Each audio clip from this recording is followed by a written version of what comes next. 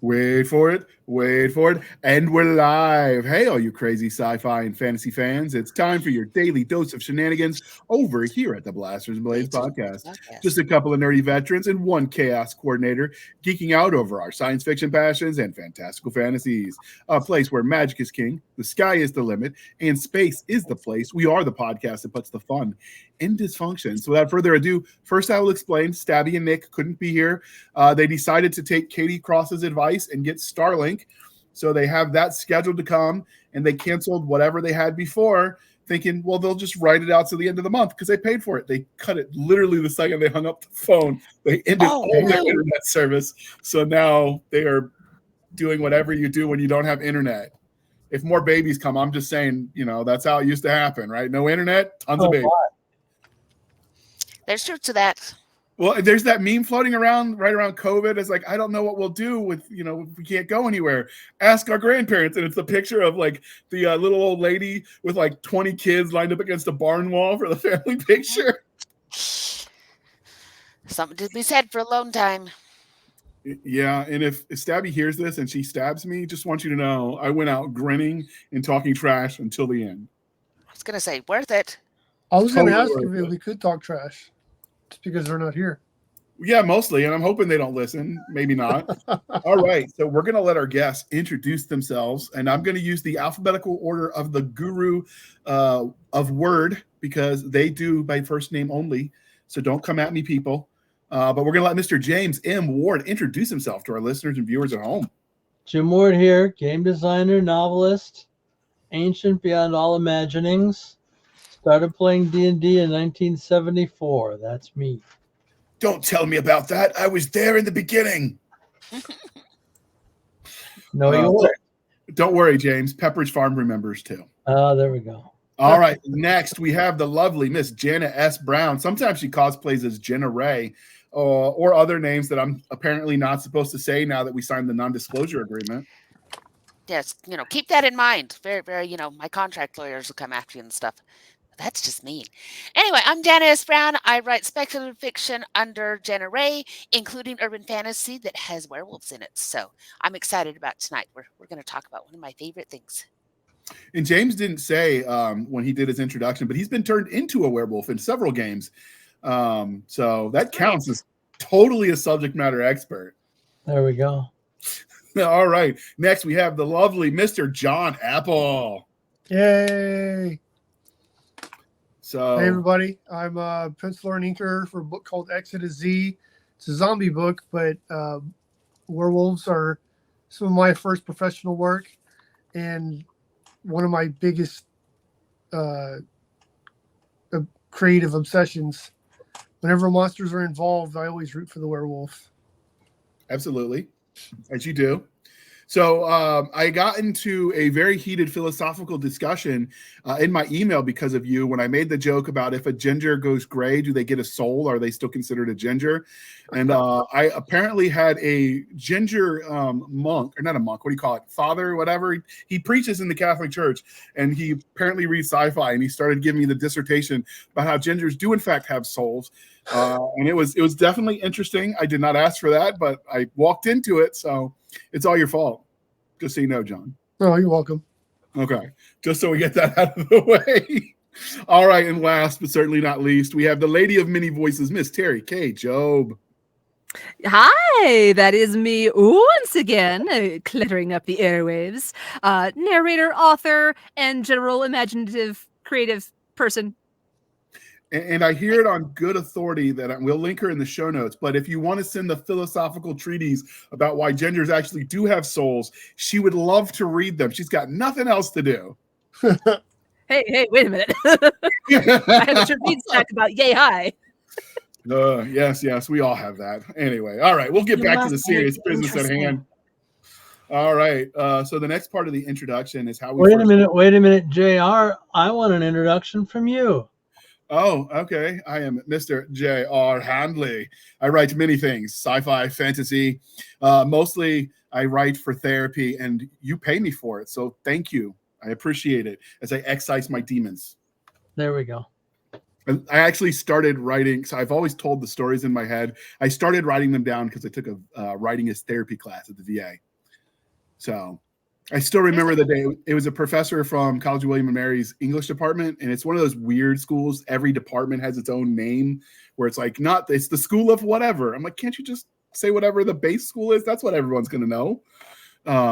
Yale and Harvard do that. All their independent little departments have the school of. It's just Yale. It's just Harvard. No one cares. And so we were doing the writing thing, and I submitted something. She's like, "This is pretty good. You should consider publishing." And I'm like, "No, to be an author, you have to live a lot of life and stuff." And she's like, "You've got 2 war zones. What more do you want?" And it's really. I mean, I guess I was thinking 3 strikes and I was out. I don't know. Maybe one day I could be as cool as the evil Ginger. One day. Maybe. He's so humble too. All right. With that out of the way, so how we first met, they've been on too many podcasts, and I'm out of ideas right now. I have not had enough coffee to BS some themed werewolf how I met them. So instead, we're just going to start talking about the topic because werewolves are too cool. So first, we're going to say, because the topic of the day is lycan, werewolf, and all the shifters, and we will probably have to break this out to future episodes where we narrow it down. But this is the overview episode. The first one always is. So with that being said, what's the difference between a werewolf and a lycan? Who wants to go first? Don't all raise your hands at once. Okay, so I actually think the difference, and this is because I cheated and I looked it up, so I actually will link this in the show notes. But one notable person whose name I cannot pronounce, but they will be linked in the show notes, says the difference between a lycan and a werewolf is that a lycan is a mythological creature that looks like a wolf. A werewolf is a person that has the power to transform into a wolf at night. The term lycan comes from the Greek word lycanthrope, which sounds really cool if you give it a fake accent. I can't do like what Terry can because she can make it sound even cooler, but I'll try. Lycanthrope. See? It sounds better already. Much better. And then the other definition, same site, different author who also his name I can't pronounce. Can't we get more John Smiths out there so I can say their name? Yeah. Is that asking too much? Anyway, it says while werewolves are at the mercy of a full moon, lycanthropes or lycans are able to transform at will. So that's the opposite opinion. They are human wolf hybrids and are more intelligent than their werewolf counterparts. One of the key differences between a werewolf and a lycanthrope is that the latter never fully becomes a wolf. So I guess it's humanoid wolf as opposed to an actual wolf is the distinction they're drawing. Okay. So the problem with all of that is that it totally depends on which mythology, which storyteller, which whatever you want to attach to, because you'll see all of it all mushed together. And I don't think there's a definitive thing that says it always has to be this, because you get those that have 3 forms where they're human, they're wolf, and they have the wolf man, the warrior form. You get ones that say it's only human and wolf. You'll get those that say, well, you can have a creature that starts as a wolf and then becomes human or becomes partially human. And that's often the lycan or the loup-garou from New Orleans. Which is a mythical creature, not necessarily a transformative creature. Are they born that way? Do they come with the bite? I mean, these are all the things we want to talk about. And the thing is, there isn't a huge standard. The biggest standard is that it is a man who turns into a wolf. And then there's lots of man or woman, whichever, a human being that turns into a wolf. And there's a lot of permutations inside of that, especially inside of urban fantasy, where everybody tries to take that base and put their own twist on it. So you get the mythos is ginormous. So first off, if you're going to quote anything from New Orleans, you have to say it with a French accent and a lot more sass. Because I've been to New Terry. Orleans. That is how they talk. More sass. Oh, you're asking for New Orleans on short notice? I'd have to look it up. Good try. It's the loopers. It's a loup-garou. But yeah, and they have their very own mythology wrapped around that, and don't get it wrong, because that's and you find that all over. Given that it's New Orleans and given where they are geographically, I would have expected more of their shifter type mythology to be around crocodiles or something, right? Because they live near the bayous. On the bayou. On the bayou. Parts of it. Yeah. So New Orleans is an interesting place because a lot of the settlers there were the French Acadians, and they came down from Canada and they brought the loup-garou with them. That's a mythos that came with them and that settled as part of the bayou. So those old tales of the loup-garou come from the Arcadians that made their way down, and that's what made up the Creole people. So you've got Creoles and you've got Cajuns, and it all gets mixed up in there. And so those are stories that merged. New Orleans is a wonderful place. I write an urban fantasy there, and so I visited several times and did a voodoo ceremony and went down to St. Louis Cemetery #1 and visited the Mausoleum of Marie Laveau. And it's an amazing place, but their mythology is seeped and deep, and it's so very rich because you have so many cultures that met there. The Spanish owned them for a while, the French owned them for a while, the Americans owned them for a while. They've got Native American tribes there. They've got the Cajuns, they've got the Creole. So that makes all of this mythos touched by the stories that come from all of those different things. So yeah, you get loopers there. You do get gators, and those stories are scary. There's an estimate that 400 to 500 people a year go missing in New Orleans, and nobody even looks for them because the likelihood that the gators got them is pretty darn high.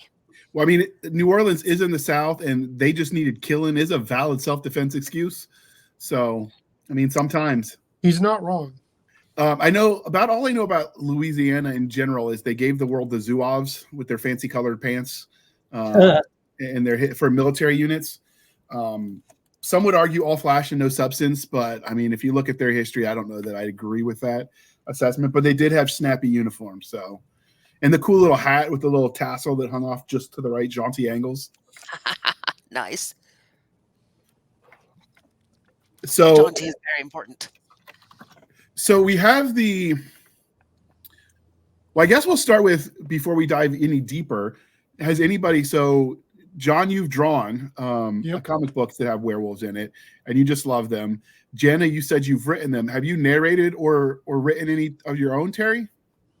Or you're just not yet. Mostly my knowledge and admiration is as a devourer of media, be it books or movies or whatnot. Okay, so that's sort of where I am too. I'm working on 2 series with James that have the possibility to go there, but not as of yet. So I've been fascinated with the concept of humans being able to shift their shape since I read The Belgariad by David Eddings, and his grandfather turned into a wolf. I don't know that I would call that like werewolf or lycanthropy, because he could change into anything, and that just happened to be the shape he picked more than anything.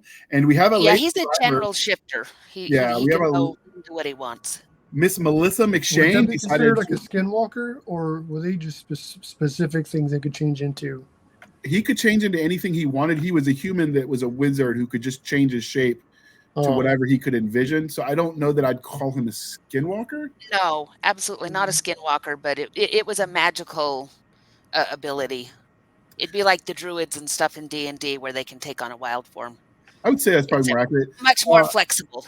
We have Miss Melissa McShane joining us a little bit late, so I'm going to let her introduce herself. Time zones are a thing, people, and she's coming at us from India, so don't hate her. Sorry about that. Can you hear me? Absolutely. Yes. Great, because the microphone had trouble last time, so I'm glad it's working.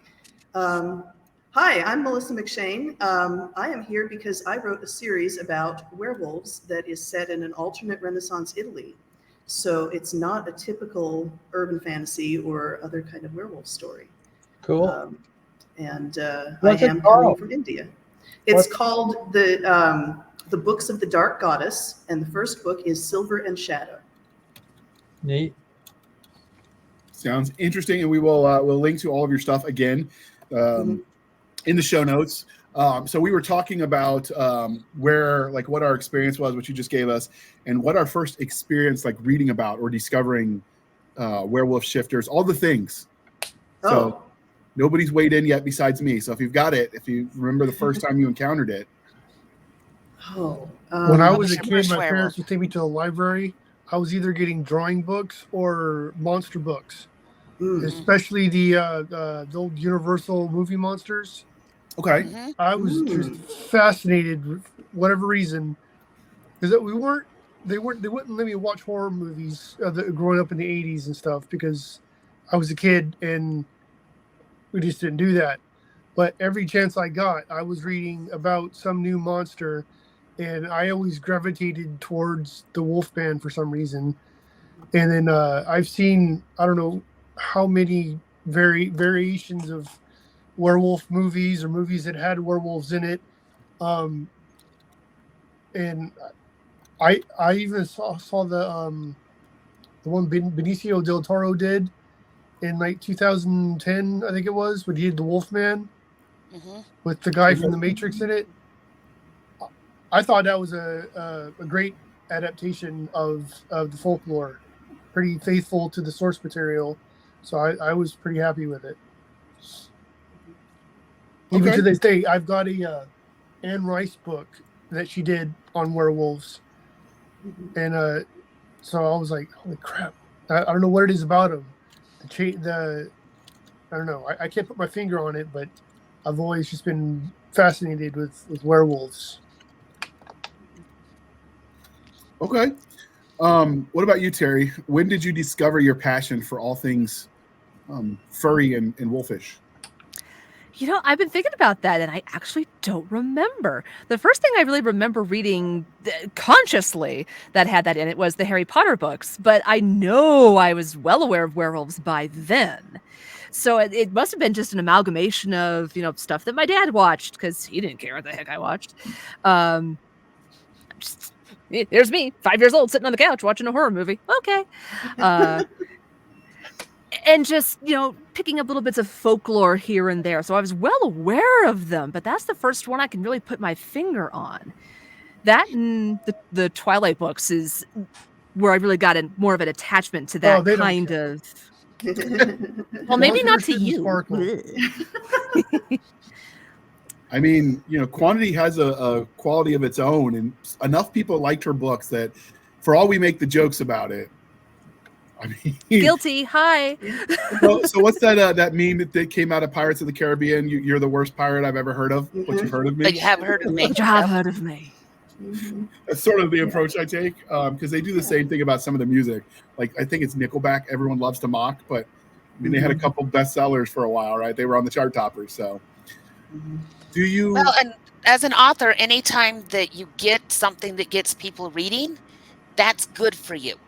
You know, that we got so many teenagers who rediscovered a love of books and pulled away from other entertainment to read, and then went, gosh, I want to read other things. And now you look at the rise of a lot of other subgenres, and a lot of it is those same readers because they're still looking for great things to read. So even if I don't personally love it, I still can't knock it anytime that something gets people dabbling in my form of entertainment. Absolutely. Won't yuck someone else's yum. So one of the things I've noticed since I've started reading fantasy again, and I blame James, is that a lot of times modern fantasy, they treat like lycanthropy, werewolf, they sort of use it interchangeably, but it doesn't have to be a curse. I mean, when you change is generally tied to a moon cycle, but it becomes just a part of who you are instead of a defining characteristic. Whereas in some of the old D&D lore, it was most definitely a curse. It was never a good thing, and you would suffer for it. So why did you guys decide to do that? And do you remember, James, what lore you were tying it to, or were you making that part of it up? Well, the first time I encountered one was a were-tiger.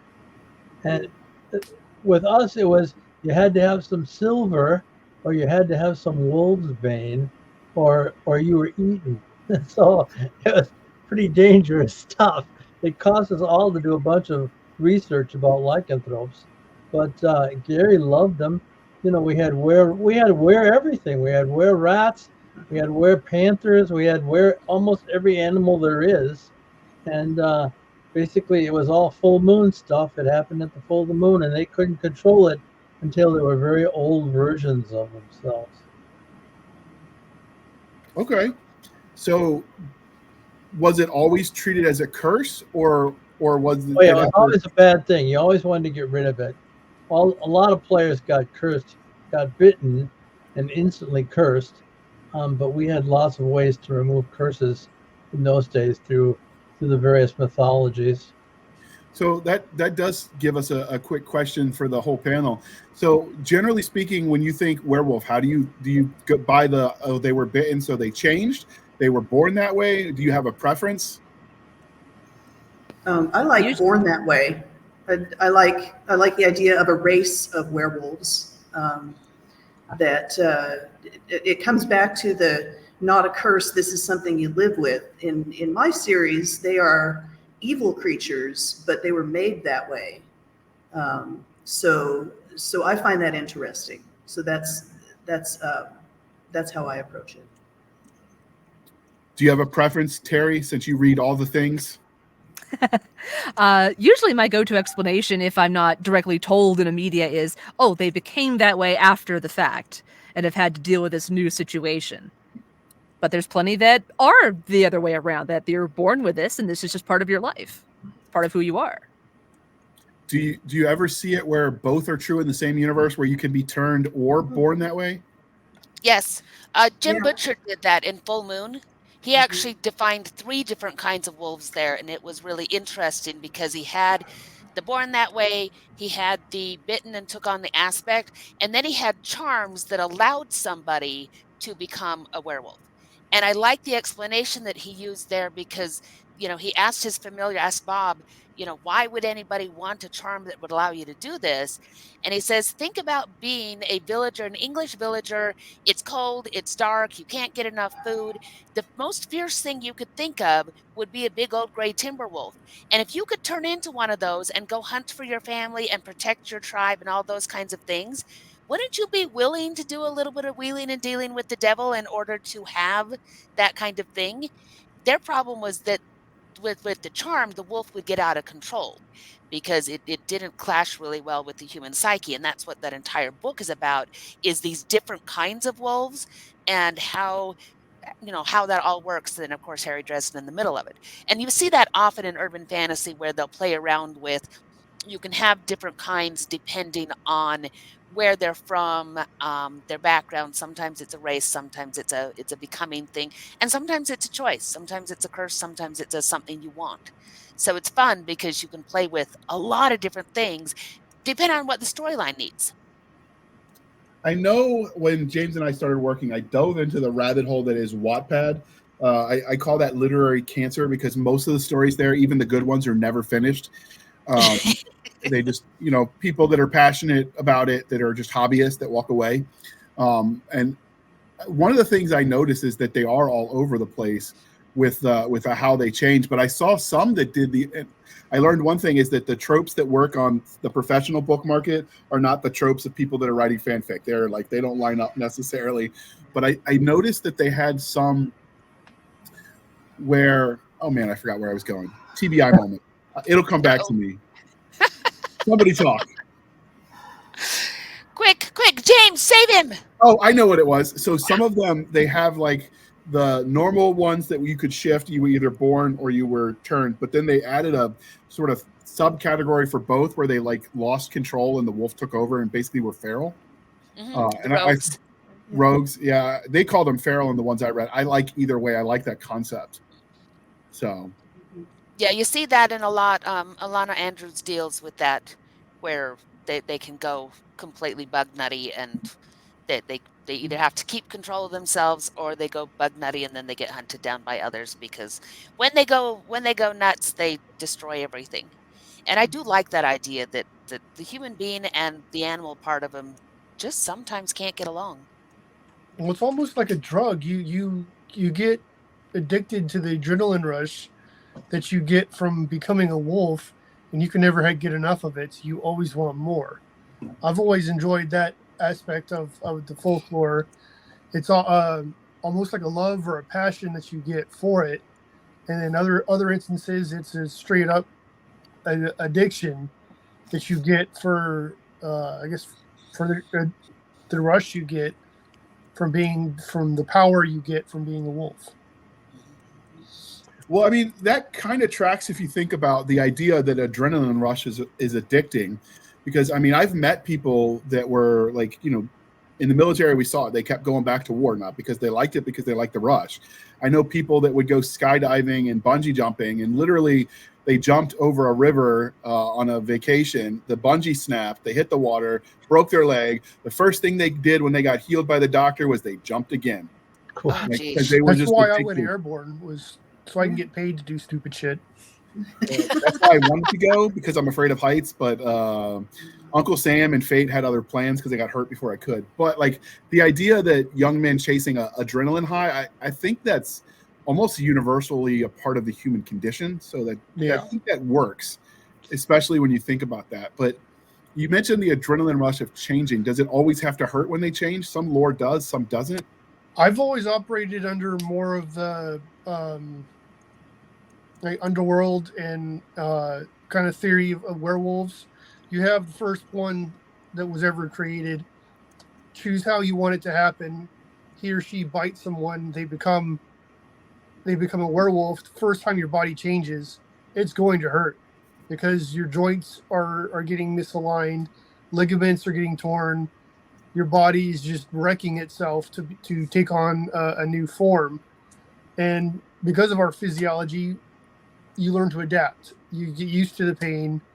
Some people even learn to relish the experience because they know what's going to happen next after they become the wolf.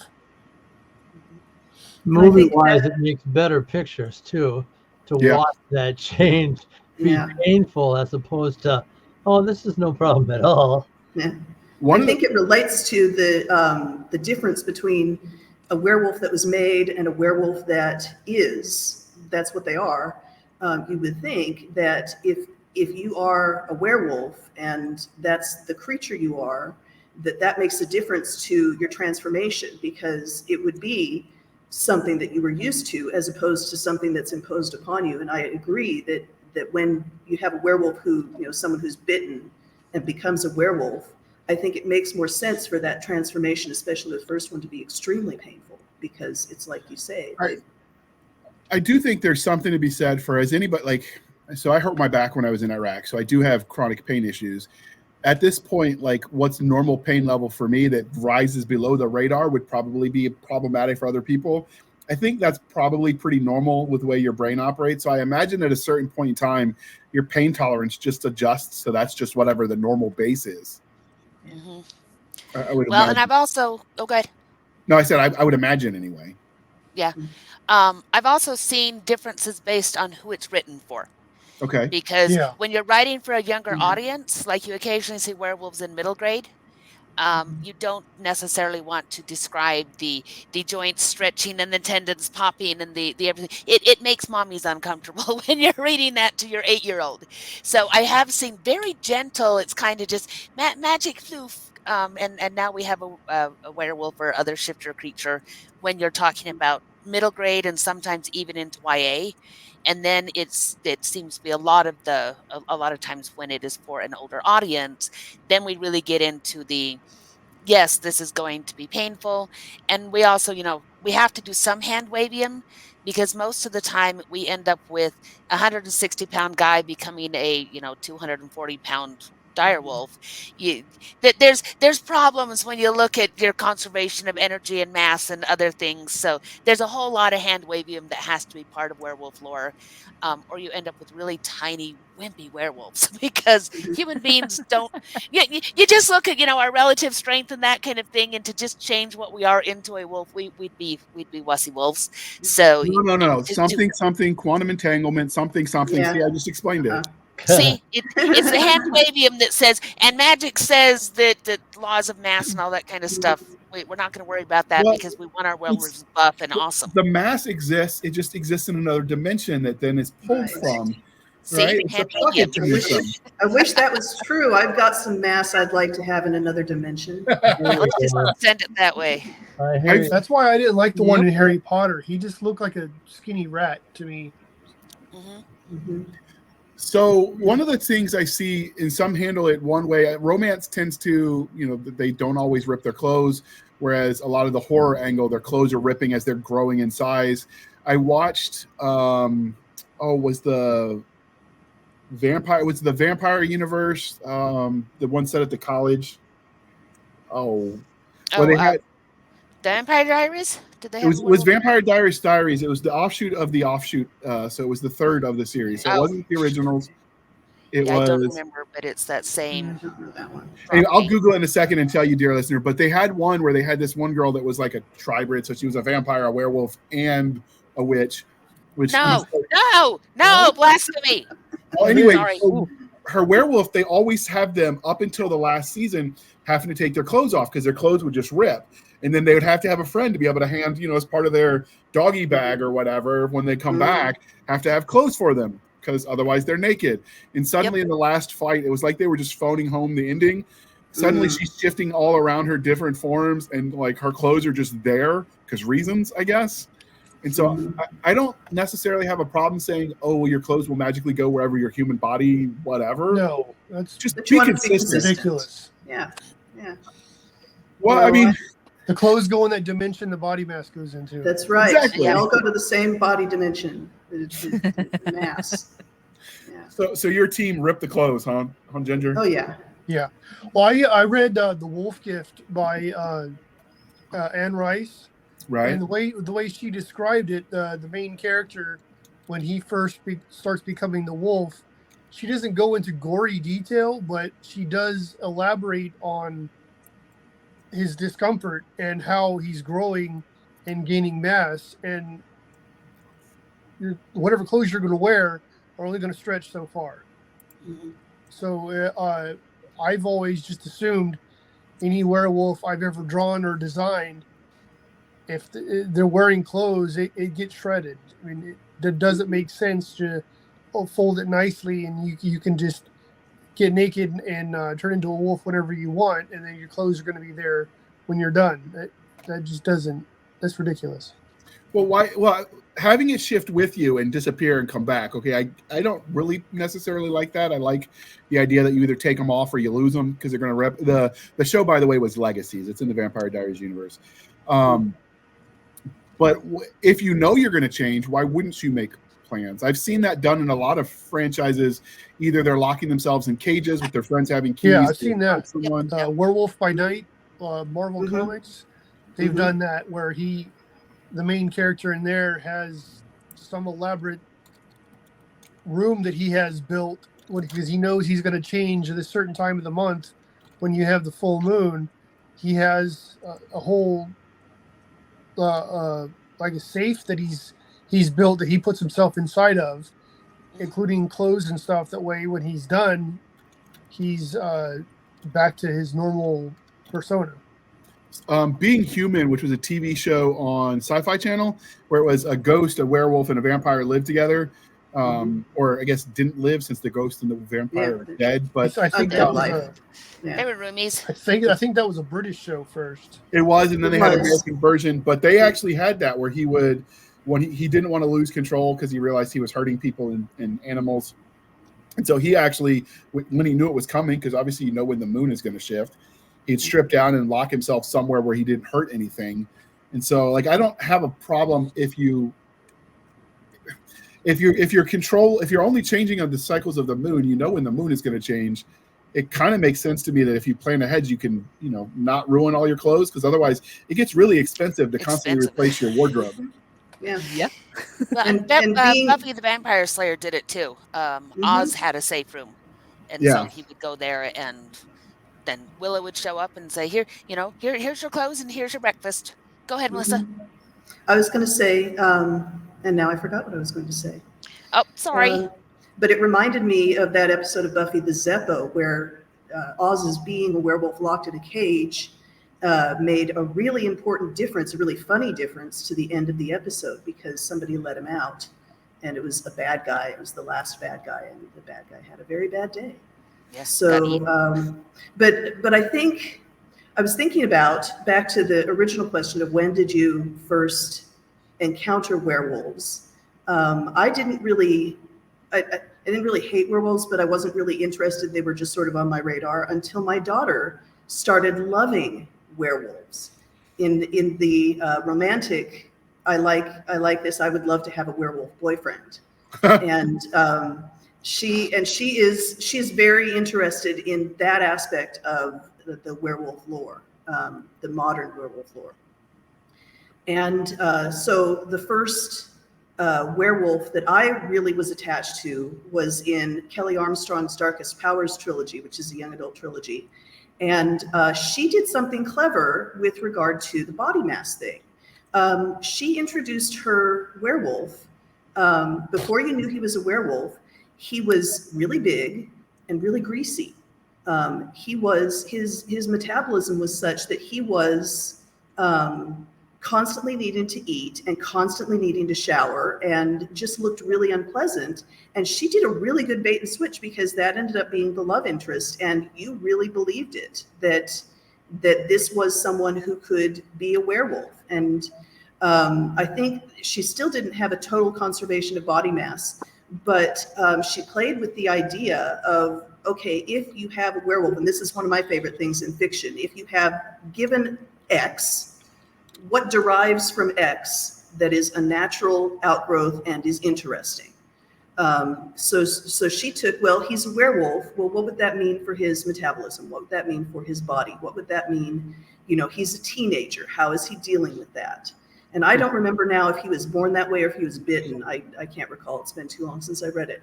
But it makes for an interesting conversation with the reader to see, well, how far can I push this, and what are you going to believe? What can I make you believe about werewolves?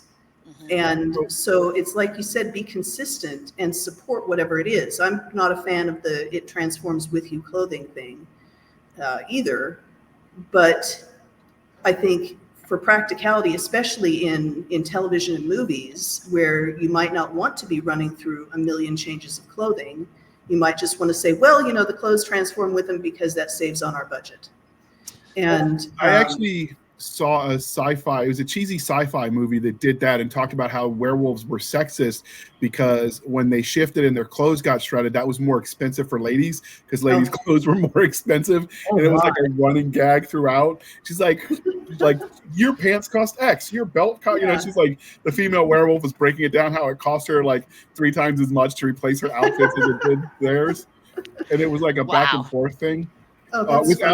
Without it being like, oh, like she's just a prima donna or a damsel in distress. Like she was one of the more badass female characters in the story, but it was just also happened to be very girly, so her clothes were more expensive. I thought that was pretty funny. Yeah, both Alana Andrews and Jim Butcher lampshade some of that by having the werewolves. They have a tendency towards cheap T-shirts and sweatpants, because it's something you can have a million pairs of, and when you destroy them in shifting, then at least you don't feel bad. It's not like you've destroyed a tuxedo or something really, really nice. So especially when they knew they were on patrol, they were in a situation where it was highly likely shifting was going to happen, then if they could squirm out of them before they shifted, great. If not, you ruined some sweatpants and you went and bought more. And I mean, Alana Andrews, the pack had, a whole industry that they just paid for gray sweats because they went through so many pairs. Chic. It was hobo chic. It was totally hobo chic. It was great. So if you want cheesy werewolves, Werewolves of the Third Reich was a British comedy that came out, I think, 2016, 2017. Pretty funny one. There was a lot of the 80s. You would watch that. I would. I love cheesy movies. The campier, the better.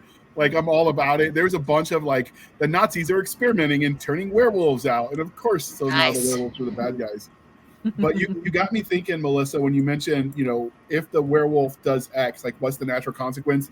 And you talked about metabolisms and how much they ate. And, every mother out there with a teenage boy that's already eating a lot is already, like, crying, thinking about what their budget would look like if their teenager was also a werewolf. Absolutely. And then there's another question that I was just thinking of when Janet was talking about the industry of clothing and changing is, do they only change at the full moon or can they change at other times? And I was influenced by Terry Pratchett, who has different kinds of werewolves, where some of them, they change at the full moon and the 2 days on either side of the full moon. And that's the only time they change. And then you have the true bimorphics, which is Angua of the City Watch, where they can change anytime they want, but they have to change during that time period. So I was wondering, where else does that appear in the fiction? Is that really even something, or do we just assume that werewolves can just change whenever? I know there were some in Underworld where they could change almost at will, but that's because they had been werewolves for hundreds of years and they just gained control over their powers. But traditionally, most folklore I've seen, even in True Blood, it was more the traditional full moon, and you're SOL if you run into one around that time of the month. Mm-hmm. Yeah, I'm going to be that person and go back to the Twilight series. The wolves there, that was a combination of, it could be at will, but if you lose your temper, you're wolfing out. Mm-hmm. So that was an interesting take on that. Yeah, that's different. Boris Karloff wolf could only change during the full moon. Mm-hmm. Oh, yeah.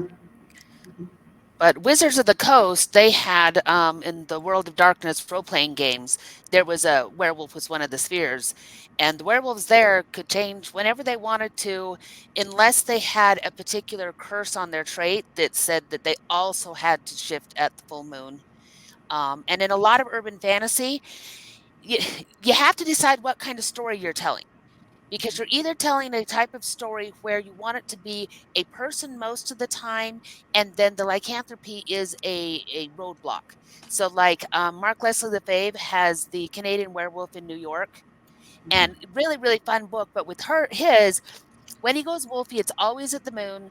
He sends himself to Central Park because he lives in New York, and he doesn't remember most of what happens while he's wolfy. He just wakes up naked and then goes about his day and hopes that he didn't cause any problems. And so it's an actual impediment to the rest of the stuff that the character is doing. But then you look at a lot of traditional urban fantasy, and the thing is that we need them to be able to wolf out or to shift whenever, because if you're going and you're writing a story and you're like, and now we have a big battle coming up with the bad guy, and we have to rearrange the entire battle so it happens during the full moon, or the wolves don't have access to any of their powers. So a good part of urban fantasy goes with the allowance to make them shift much more frequently, and then sometimes with the restriction of and the moon. But you have to look at what kind of story you're telling, because if you need access to those powers without having to always arrange your calendar, then you have to create a mythos where they can shift. If you don't need that, then the full moon is fine to say this is now a restriction on the kind of storytelling you're doing. See, that runs into the interesting question that all paranormal type things run into when you talk about modernity, because you have them shifting in the 80s, so what? You have them shifting in the 90s, so what? You start talking about the early aughts and onward where there's a camera in every pocket, suddenly you're not seeing Bigfoot anymore in the media because no one's snapping those grainy pictures, and Nessie just isn't showing up anymore because everyone has a freaking camera.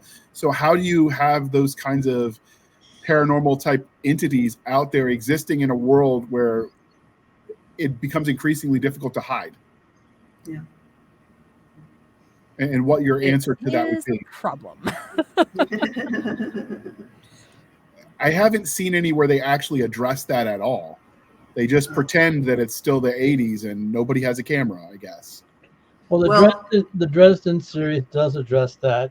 Okay. Use a thing called glamour, which is like an illusion that they can wrap around their bodies to, and then just walk. They can walk in Chicago and nobody can tell they're monsters because of this illusion around their bodies.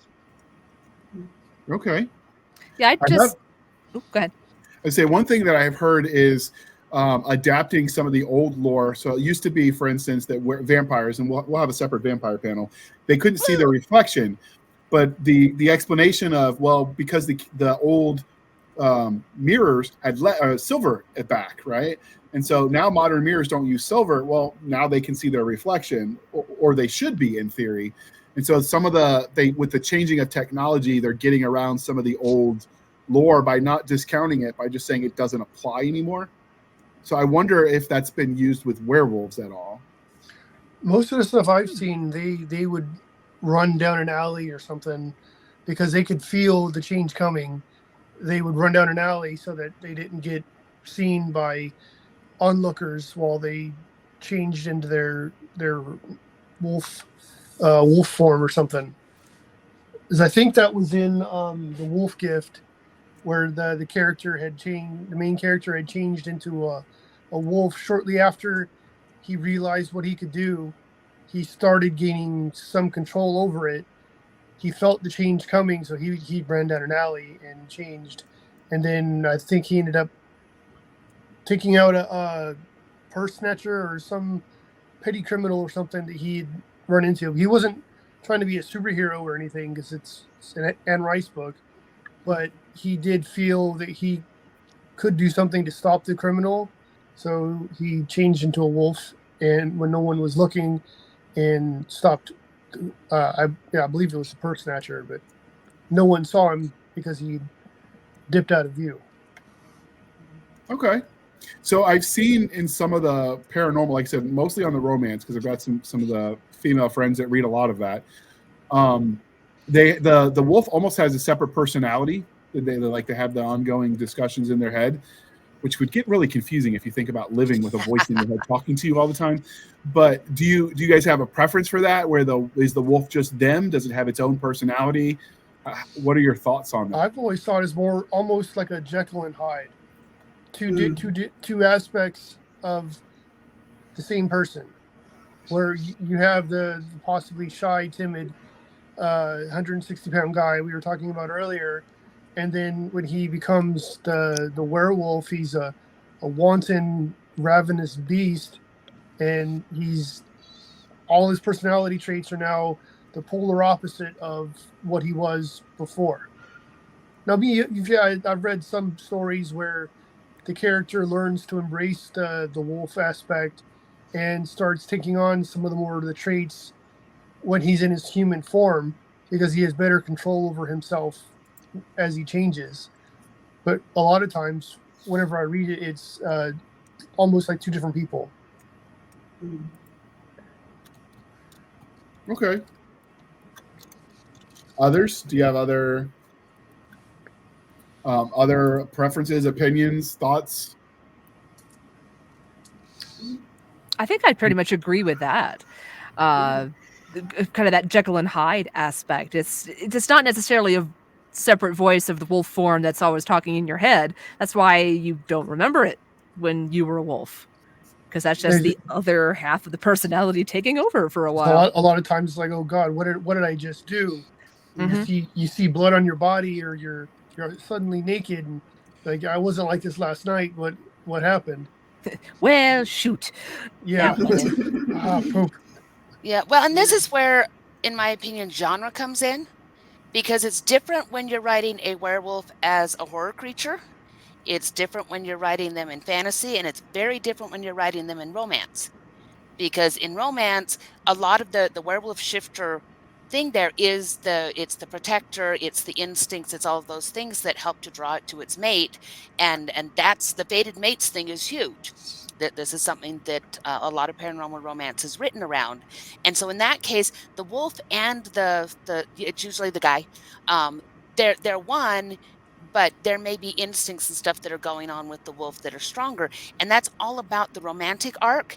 And to have them completely lose their memory every time that they go wolfy doesn't always work when you're trying to do a romantic arc, because that becomes scary. You can't really hang out with the guy and say, okay, once a month, dear, I have to run away because you're not going to remember me and you're going to kill me. So with romance, we tend towards having a lot more self-awareness, and that's, more control and that kind of thing, because it's about the romance. It's about fitting into that romantic beat. And that's very different than if you're playing a role-playing game where the werewolf is evil, or where it's a curse, or any of those things. That's going to pull a different kind of Jekyll and Hyde thing, because you're telling a different genre of story. Okay. And you notice that we don't really show the hybrid man-wolf creature as much anymore. The old werewolf movies where he's a man but he's a wolf. That's not really so much a thing in modern stories, because especially in the romance side of things, when you've got the werewolf as a romantic interest, you don't really want to see him as that sort of creepy in-between creature, because wolves are romantic, even though real wolves are not. He's so cute. But they're floofy. Hold on. This kind of creature, I love that guy. I love that guy, but we don't show it again. Show it again. Yeah, he's great. Earlier, I had seen the one with Benicio del Toro played the Wolfman. Right. Mm-hmm. I found this at Amazon shortly before they finally closed down, and I was like, oh, and I had just seen the Wolfman. I'm like, that is fucking awesome. I want to get it, and I grabbed it. So this stays on the shelf in my studio so that my kids don't have to see the creepy wolf stuff. But See, exactly. My first professional work, I did some concept work for a comic book, and the main villains were all werewolves. So I was having a field day. So every chance I get, I try to do some kind of cool werewolf stuff. Yes, So if but you're now looking to draw contrast your that with own- Michael J. Fox doing Teen Wolf. And That's he a good was the movie. wolf man playing basketball. Yes. It was Right. the most adorable werewolf story ever, because it was a sports movie, and it was Michael J. Fox, and they all came together to win in the end, and you know, the outcast, and it was a great movie, and it did have him in the wolf man form. A lot of the 80s ones embraced the wolf In man the form, 80s, they did. but They we do did. less now. But they really All don't right, so much anymore. Well, we're going to pause that while I temporarily throw in the commercial, because we're going to shamelessly show for the man, and then we'll jump back. Here comes your next romp in the graveyard. In Hunters for Hire, a new urban fantasy adventure by best-selling author Jonathan Yanez, a guy down on his luck puts sign twirling and rideshare driving on the back burner to track down the supernatural for a pretty penny. Find out what happens when John Hunter enters the secret underworld. Download your copy and start listening today. Now available on Amazon and Audible. Wow, that was a horrible transition on my part. I will do better, people. But we got so excited, we just were going to the end. Back to what we were saying about before the commercial. You were mentioning the Wolfman. I think some of that happened in the 70s, 80s, and early 90s because AI wasn't a thing. CGI wasn't as much of a thing. And so budgets were constraining, and technology was limiting. Do you think that the sort of half man, half wolf, sort of half transitioned form has a role in modern werewolf storytelling, or would you prefer it just go the way of the dodo bird? Well, I think it'd be great in horror. It probably depends on the story. It does. I'm personally a fan of the traditional werewolf creature. So all the ones I've designed, I try to do the humanoid with wolf features, and then I try to incorporate things about the character where if the character had a certain hairstyle, I try to bring that to the werewolf. Or if they had scars as a person, I'll bring that over as well, just to give the individual werewolf some characteristic. But one of the things I was watching was that movie Ginger Snaps. It was about the two sisters that one of them became werewolves. In that case, it was a huge confidence boost for the girl, the one sister that became a werewolf. I don't necessarily want to say she became slutty, but she was suddenly a lot more popular after she became a werewolf. And I think it was because of the confidence boost that it did for her. It added to her personality in that case, and it carried over, I think, for the wolf itself. The wolf aspects carried over into her personal life, and at least for a little while made her at least slightly better person until she. I don't want to spoil the movie, but yeah. I'll have to add that to my watching list because make sure you just watch the first one because each sequel gets worse. Oh dear! Isn't that generally true with Hollywood though? The sequels are always worse. Yeah. It's like the first one I liked. The second one is like, okay, no big deal. I think there was a third one, and I was like, why did they make this? Because make money. Yeah. So we have the half sort of wolf form. Some people like it, some don't. But you mentioned the silver. So what do you think about? And James talked about that earlier. What do you think about that as the the silver and the wolfbane as the part of the lore about how to defeat a werewolf? Do you guys like it? You think it's outlived usefulness? I've always associated that with the one way to defeat a werewolf. I mean, they're already hard enough to fight as it is. Every monster should have a weakness. For me, it's always been silver for a werewolf. Yeah, and I love the explanations people come up with for why. Excuse me. Like, you know, is it that they're allergic to it? Is it that it has mystical properties? Is it something else? You know, but that's one of the modern things is, you know, the folklore is it's silver. And for a long time, people just assumed that, even historically, they would just assume, oh yeah, silver will do it. They didn't really think about, well, why? We don't care because we're killing the evil werewolves that are preying on our village. But in stories now, it's like, well, we're more scientifically minded. We want to know why. Because maybe if silver has some property, we can duplicate it or we can know why. And so I find that fascinating, and I really like it as part of the lore. I don't want to see it go away. I've always just assumed they were like allergic to it or something to some degree. That's what I did. I said allergic. So that brings about an interesting idea, though. You get all this talk about, you know, holistic beliefs and crystals and all that different materials, different stones do different things. Well, what would happen if that was true and it just affected werewolves more than us actual humans? What would different stones do? That's an interesting thought. So James, do you have thoughts on the proper way to eliminate werewolves? Does it have to be silver, wolfbane? Like, it's an excellent question, sir. It has to be silver. I really liked what Jim Butcher did with Dresden. Dresden made a perfume atomizer that sprayed silver nitrate. And that did horrible things to the werewolf. That was way cool. And naturally, I'm going to have to copy that. Yeah, as you do. What about the wolfsbane? Is that just to keep them away, like a mosquito repellent type effect, or did that? I think it's more repellent. It's deadly poison. Well, in Gary's game, it was deadly poison. It worked really good. We all carried wolfbane. It got so it was really expensive to buy. It started out at like a couple coppers, and it wound up being a gold piece because we always bought it for every adventure. I think I've seen it used where somebody had made their own bullets, and then they put wolfsbane inside the silver bullet just to make damn sure they got rid of the whatever wolf they were hunting. I learned from my Marine friends that they're not dead until they're good and dead. So, you know, more to it. Cut the head off. Holy water on there too, just to be sure. And then stab them in the bullet hole just to make. I mean, you got to do what you got to do. Cut the head off. Reference one of my favorite movies.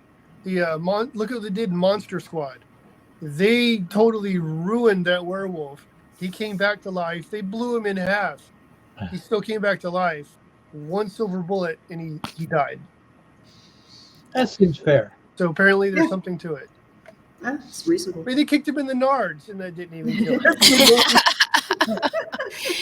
Well, and weaknesses open it up for different kind of storytelling too. I've got a scene. It was who wrote it? I can't remember if it was me or if it was one of the ones I was editing. How's that for good?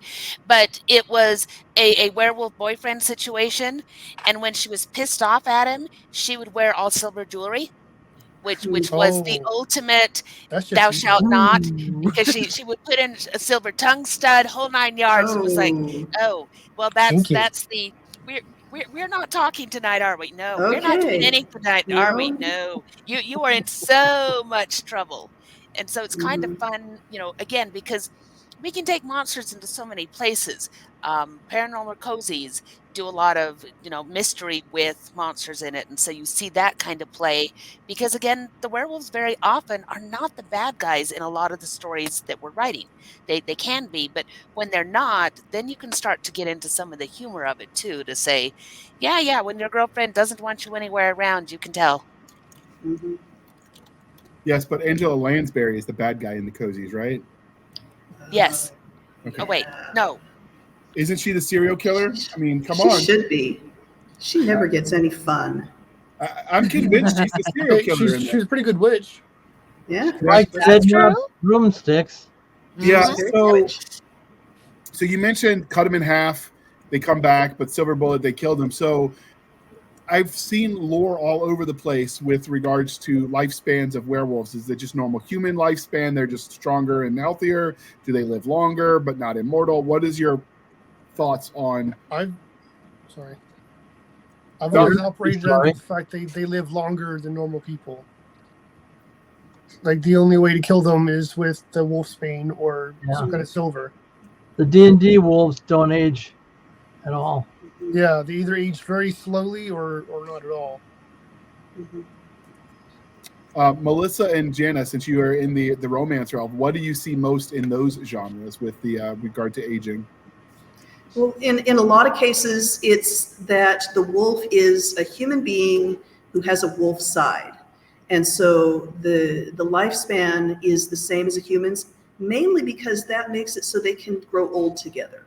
It's less fun, and it's a different kind of story. There are still stories where you've got, say, an elf who is assumed to live really, really long with a human partner, and that's sort of a different kind of romance. But for werewolves, it tends to just be, we want to, especially with the whole fated mates thing, you don't want to be outliving your mate. So I think in general, they just assume this is someone with a normal lifespan who also can be killed with, specific means. But anyway, I think that's generally the case. Jana, what do you think? Yes and no, because you do see some where they actually address it. Patricia Briggs did it in the Mercedes Thompson series. Thompson. I'm getting it wrong. Anyway, so they had the problem there because the werewolves are very, very long lived. Her friend Samuel was on just rabid about finding a way to have a mate that was going to live as long as he did, because he had lost mates, and there was a whole storyline wrapped around him trying to figure out how he could have a mate that wouldn't die, because he was 200 and some odd years old and had outlived several mates. And that was a thing that they had to deal with. If you weren't mating with other werewolves who had your same lifespan, it was really painful. And you do see that in a lot of the romances where they've been only having mates within their pack, within werewolf society, and then they pick up a human. And they go, oh, well, what do we do now? Because the human doesn't have all of these things that a werewolf mate would have. And yet the mate bond calls to them. So that's often a thing that comes up in paranormal romance, is how do you make a human work in that world where they're bigger, they're stronger, and they live longer. So you do see both. You see the ones where they don't talk about it and you just kind of assume they're going to grow old together, the ones where they explicitly say we'll grow old together, and then the ones where they really are dealing with, I am going to outlive you, and how do we fix that? That is generally part of the plot. And that becomes why it's a different kind of story. And so it comes back to what kind of story are you telling? And that poignant, you're going to outlive me, you're bigger and stronger, all of that is just a different kind of story. And it happens not just with werewolves, but any creature like a vampire or an elf who's going to outlive the human mate. Though my problem with the unaging is sometimes those stories are really hard to tell, because as writers and creators, trying to think like a creature that is 400 years old or whatever can be really, really difficult. And so very often they come across as being very juvenile, because they'll say it's a 400-year-old creature, but they're written like they're 25. And I want the explanation as to why do they still think like they're 25 if they've been around for 400 years? Why are you chasing a 17-year-old if you are this 400 or 600-year-old thing? It's a little creepy, guys. So that's one of the hard things with having a very, very long-lived race, is if they're older in that age, they've got to be presented in a way that I believe that they're ancient creatures, and that's not always well done. I've seen I don't remember what show it was, so if you recognize it, you can shout it out in the comment section, dear listener. But I saw one where they actually had this young child that was turned into like a vampire. So it's played by like a 12-year-old actress. The body of this person was turned at 12-ish, but she's like hundreds of years old. So she's like Interview with Vampire. Yeah, I was going to say she was younger than that, but yeah. I've seen it in other shows too, but that did it as well. But I think that could be good storytelling, because the disconnect of, oh my God, it looks like they should be playing with Barbie dolls or whatever, insert toy of the age, but they're like, super strong and like leading armies or whatever the case may be, can be fun to play with instead of the other way around. So with the we've talked about a lot about the werewolves. Have you seen a lot of other shifters in fiction that you enjoy? All right, James, tell us about all of the D&D James? shifters. Yeah. Well, the were tigers and were lions are way cool, and they're really big, of course. And the were rats are always thieves and always nasty little guys. So they're kind of themed creatures. What they look like is kind of what they do. So I mean, and then there's werewolves. There's were swans that are really, I like that. they're really flighty and kind of sissy like, you know. So it's kind of funny the way Gary he started throwing were things at us a lot, and to the point that we started putting them in the games, just because everybody seemed to like what was happening there, and they'd always bite a character, always.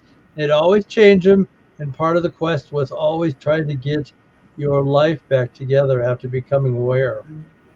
I must say, I am running 2 D&D campaigns right now, and I have a werewolf in one and a werebear in the other one. There we go. I like bears. Yeah. Oh, it's a polar bear, actually. Nice. Yeah. Now, see, the swan thing, that comes from fairy tales, because there's a lot of fairy tales where people are cursed to become animals. And so there's depending on which version you're reading, there's the swan princes that end up being, I read a version that was 7 and a version that was 11, and their sister has to make the shirts out of nettles for them in order to free them. And Which so is that's a funny title because there. she's not a swan. Yeah, she's not. And the same thing, Swan Lake has some of that in there where she's cursed to become the swan. So it's interesting that very often becoming a prey animal is very much a curse. It's something you do to somebody so that they can be captured and killed. And so to see that come through. But yes, in paranormal romance, the shifter thing is bat-butt crazy. You see, I saw one the other day and they were a were-lemming. And I'm just like, how did we? Why? See, that's what I want to know. Why? See, when Were Swans was brought up, that's not where my brain went. My brain went, okay, who's playing this as Zeus? I went to we're Zeus for this. Very good, yes. And Christmas time they did wear reindeer. Would that be considered like I anthropomorphic? love that. That's amazing. Oh, John, you had a question? Saying, would that be considered like anthropomorphic when you're just turning into animals then? Or the animal just random that has, animals? Like, person's personality? Oh, as opposed to like being able to shift back, like being turned into something? Well, that's what I'm trying to figure out, because your normal like werewolf or were cats or something, and then that's one thing, but it's, I don't know, maybe I'm thinking of something, I might be thinking of something else. So I think there's definitely a difference between being cursed and turned into an animal, where you don't have the power to go back and forth, and what you call that, I'm not sure, versus the where implies that you can come back by whatever cycle the curse or condition or whatever. But that brings a question. So if you have a were tiger or a were whatever, and you die, do you stay in the shifted form or do you go back to your human form? I think that depends on what kind of shifter you are. If you were a human bitten, or how you died, but if you were a human bitten by a werewolf to become a werewolf, then isn't your base form still human? I mean, that's a transformation that's been put upon you. Whereas if you're neither one nor the other because you were born that way, then I think it wouldn't matter. You'd die and stay in whatever shape you were in. So I'm just thinking, like, is it cannibalism if you kill a werebear and it doesn't shift back and you eat it? Oh my God. Yes. Gross. It's just gross because bears are gross. That's just gamey meat. It's disgusting. I know people that like bear, but no, I just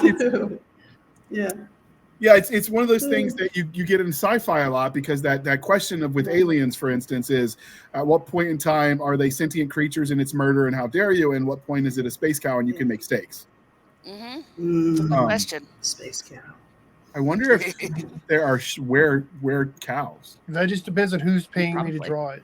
Pretty much everything. Yeah. But mostly they're predators. I have a were unicorn in one series. Yeah. And I thought I was being clever, but it turns out Sarah Beth Durst got there first. So dang it. The nerve of that. Yeah, but my were unicorns are big and beefy and enormous Clydesdales, and that made up for the fact that horses are pack animals and basically prey, and not something that is instinctively a fighter. And I needed a were-unicorn that was a fighter. So I went with something big. Clydesdales are pretty freaking cool, in my opinion. When you started saying big and beefy, I thought you were going for the joke about a hippopotamus being a unicorn. But... Oh, no. No. Yeah. Wouldn't that be funny? Well, I saw the last Shazam movie, and it had a scene in there close to the end where they had these dark-looking unicorns. Yeah. I was totally messing with my daughter. She's 7, and she loves unicorns. I showed her that one. Oh, my God. She's seen the look on her face. She's like, what is that? That's not a unicorn, Daddy. Heavy metal unicorn, honey. Yes. It's terrifying, Dad. They weren't very nice. Yeah. So, do you see a lot of the I won't say exotic, the non-biological animal shifters? So, like you used unicorns, for example, mythical creature shifter. I guess dragons would fall under that. Or do they tend to, as a genre, stick to actual animals that exist on our planet? In paranormal romance, dragons are hot, literally and figuratively. You see a lot of them. You see griffins. You see unicorns. The mythical creatures are definitely used as shifters. Yeah. In D&D land, anything could become were. Yeah. Mm-hmm. Well, now it's just a template you slap on. Yeah. Comic books too. I mean, Yeah. So, well, when you mentioned a template, so if you're thinking about, designing it either for a game like James likes to do, he's got a little bit of a hobby. You might have tried it before, or you're talking about writing it in fiction. How do you determine like what aspects of the man versus or woman, or what aspects of the creature they're shifting into they get when it comes to trying to figure out their capabilities? Where do you draw that line? Just stick to rule of cool, or do you have a formula you guys use? As with all my writing, cool that makes sense. Well, cool that's believable. Cool that's believable. That's good. Yeah, because I usually take, since I pencil and ink comic books, I try to think first off, what's going to look cool, and then I'm like, how do I do it? Because you can't just have everything you draw built the same way.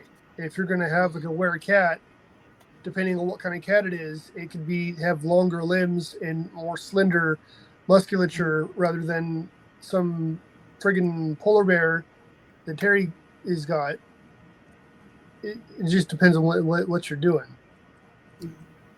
In game design, I just consider the end product. So I wouldn't even consider adding attributes to the human. I would just make sure the wolf was consistent and had its own attributes. So you would separate your attributes for when you're in one form versus the other as two separate, distinct entities? Absolutely. Is that so? how? So then, go ahead. Sorry, I have a question. Then, if that's the case, then does that mean silver doesn't affect the wolf when they're in human form, or is it? Or does it still? Silver does nothing to. Well, this is D&D land we're talking about. Well, now. yeah. Yeah, silver does nothing to the human that turns into aware anything. Stop trying to make sense. If you have a silver dagger, it cuts them just like a dagger would. Well, yeah. But it wouldn't poison them or do extra damage. Oh, that's interesting. Okay.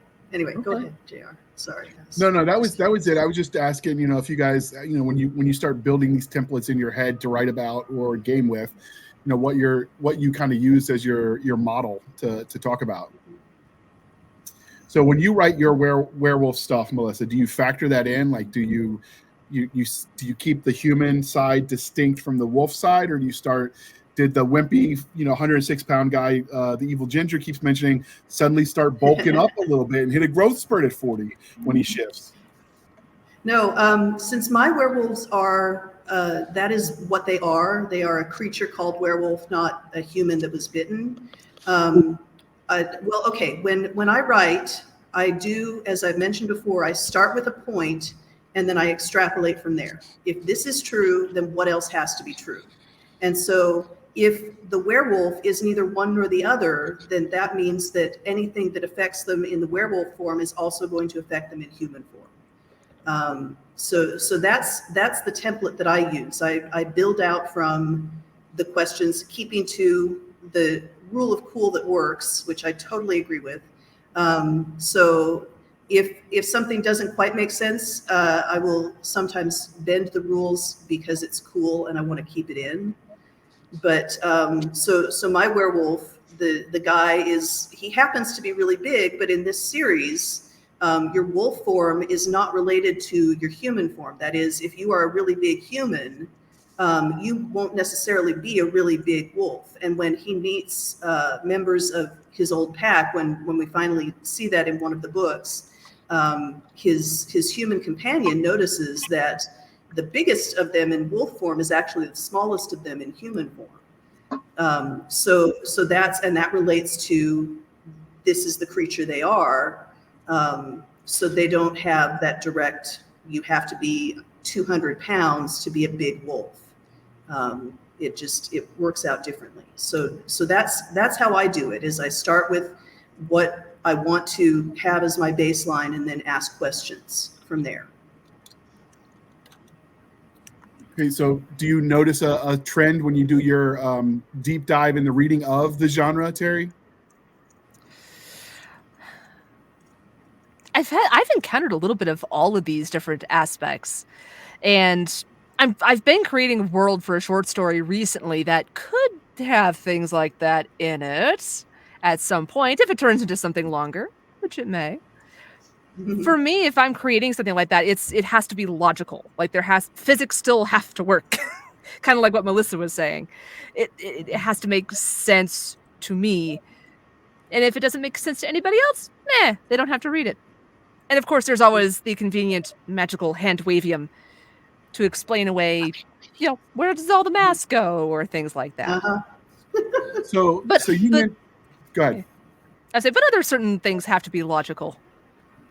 So, Melissa, you mentioned when we were talking about his former pack. So what are your thoughts, and this is the correct collective group, about, do you like it when the shifters are solitary creatures, the lone hunter? Do you prefer when they have the pack dynamics or whatever, the pride, I guess, if they're kitties? Or do you try to pull from the actual animal kingdom for whatever they shifted to? Like, what are your thoughts on how that should look?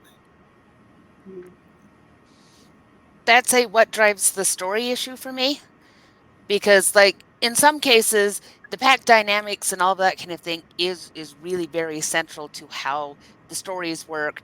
They're central to how the magic might work, and so that's a lot of it's building out your world building to see where does this lie, and if they are a solitary hunter, is that because they're outside of the structure, or are they all that way?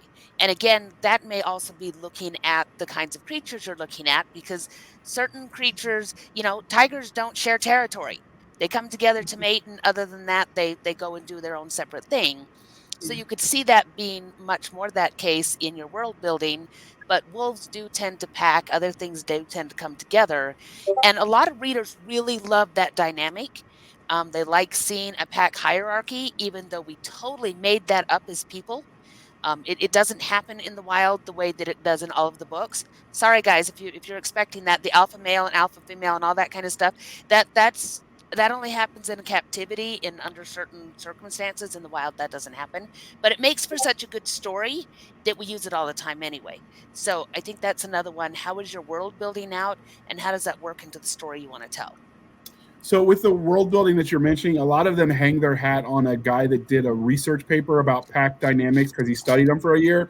What they don't tell you is he recanted that the next year when he went and observed them again, because he found that the answer of "it depends" was the right answer, because you might be the alpha in this situation because you're the best hunter, but this guy's best at something else, and it's not necessarily gendered either. And so he basically realized everything he thought the first time was wrong. But that's not as cool. So yeah, they have all of that alpha stuff. And in the wild, it's mostly family packs, and you don't see that nearly as much in the literature, even though I think some of that could be really, really fascinating. The werewolf romance I'm writing deals with families as packs and then how they relate to other families. And so it's kind of the mafia thing. You end up with the families that are then fighting for power, but the pack itself is here's mom and here's the others, and so it's that kind of dynamic, which is a little bit closer to what you actually see in the wild, where you're dealing with families. So that's kind of fun. I think the family angle makes more sense to me because there's a reason that old adage, blood is thicker than water, family matters. Because when you go back to our caveman days, that's what kept you alive, right? It was like your close knit family, and you looked out for each other. So I know we've gotten away from that in modern society because everybody's so mobile. So I like it when stories go back to that. So I like that you're doing that. So we've talked about shifting differences. I've read one where this big muscular biker dude was a real jerk, and he tried to force himself on a less than willing woman because he thought she couldn't stop him. And it turned out she had some powers. So she turned him into a shifter, but instead of he's got to be a wolf because that's cool, she made him a tiny little poodle. I love it. Have you seen that kind of dynamic where you can pick what somebody's turning into, or is it generally you turn into whatever turned you?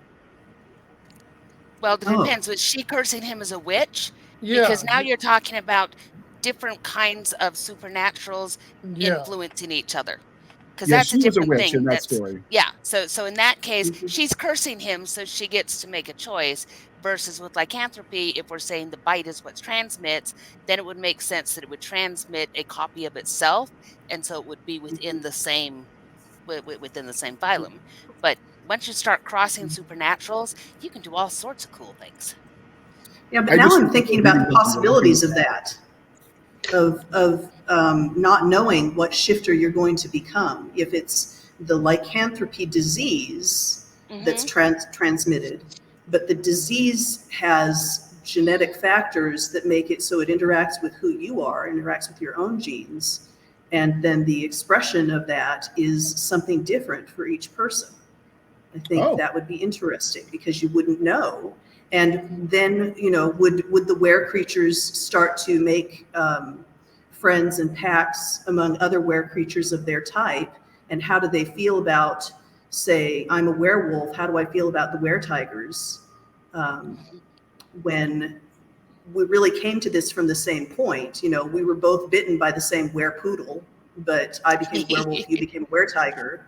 Is there anything to the idea that this is your sire and you owe them some kind of responsibility? You admit it. You want to ride a were-poodle now, don't you? I do want to ride a were-poodle. He will be the war hamster's mount, the were-poodle. So fantastic. Yeah. That's what we call a callback in the business, people. Yeah. Going up so many levels. So and I've never seen it that far apart where it'd be like a wolf and a tiger, but I have seen Alana Andrews, because they have their idea of pack is lots of different types of shifters, and they're all ruled over by a central council, and so that's usually how I've seen it. The nimbles and this, that, and the other. And then if you had, say, a were-rat that fell in love with a werewolf and they have babies, that's where it's a roll of the genetic dice. You don't know. That's going to be some ugly kids. Yes. Well, and you could definitely get that, but they didn't know, when the kid is born, they don't know which parent it's going to take after. It's kind of a 50-50 shot. Now so that's how you get chupacabras. Yeah, that's how you get weirdness. There we go. So some of them, it was only date wolves because the purity of the bloodline and that kind of thing. But I've never seen one that goes as far as that to say it could be totally random and you could get 6 kids and they would each have a different form. That's kind of fascinating. That actually kind of makes sense if you look at genetics. Both of my parents had dark hair. I'm blonde. Where'd that come from? Yeah. Wait, you're blonde? Both of my parents were brunettes, and I guess I'm the milkman's kid. I don't know. Yeah, so you got lucky.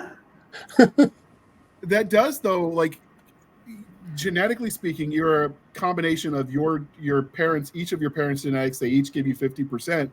So when you have 2 shifters of different types get together and they reproduce, is it going to be just one or the other?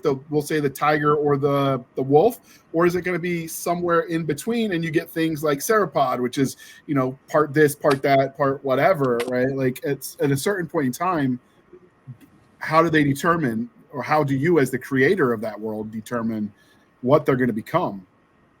Well, and is it even genetically viable?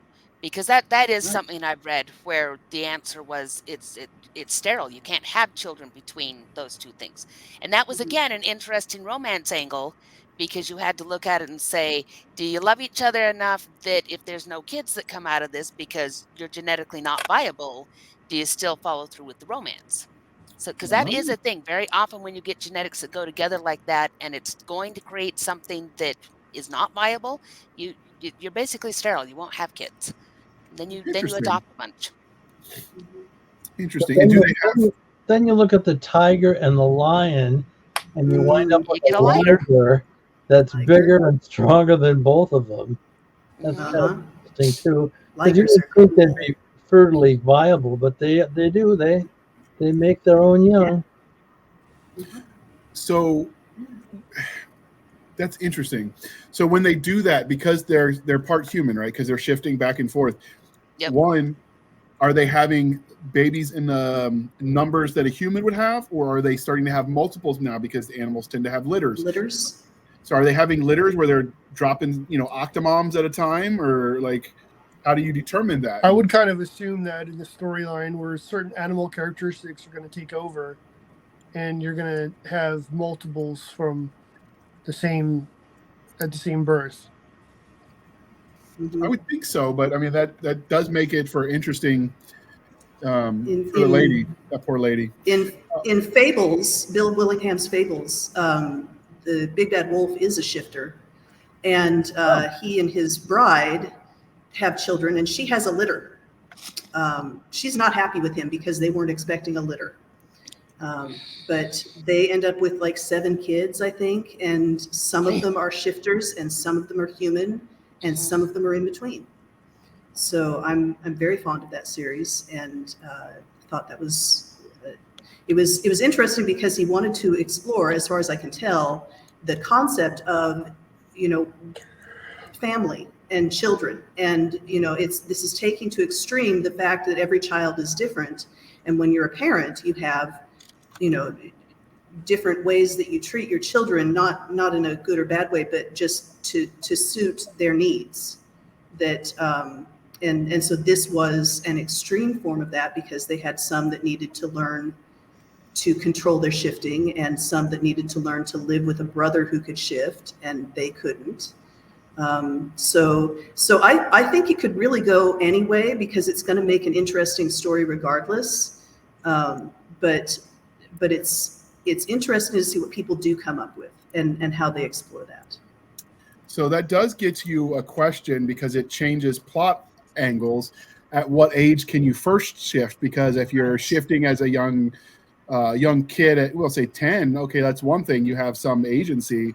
When you start talking about toddlers and infants changing and, oh my God, where'd the baby go? Or you're in the grocery store and you're trying to hide in plain sight, and holy crap, now my stroller has a poodle or a puppy or whatever, right? Like that creates some interesting scenarios for you as the creator. It's hysterical. It depends on the genre you're working in. Yeah, and if you assume that they can't control their shifting when they're little, then that becomes really interesting in modernity. Like you say, you're in the supermarket and all of a sudden there's a wolf in your basket instead of a child. And how do you explain that away? Make sure you have a collar on hand so you can pretend it's a dog. I always know what mother would have their kid out when the moon is up. Come on. Well, that's the other thing, is the moon tied to the shifting? Because if it is, that's different than if they shift at will, which you see in some of the modern paranormal stuff.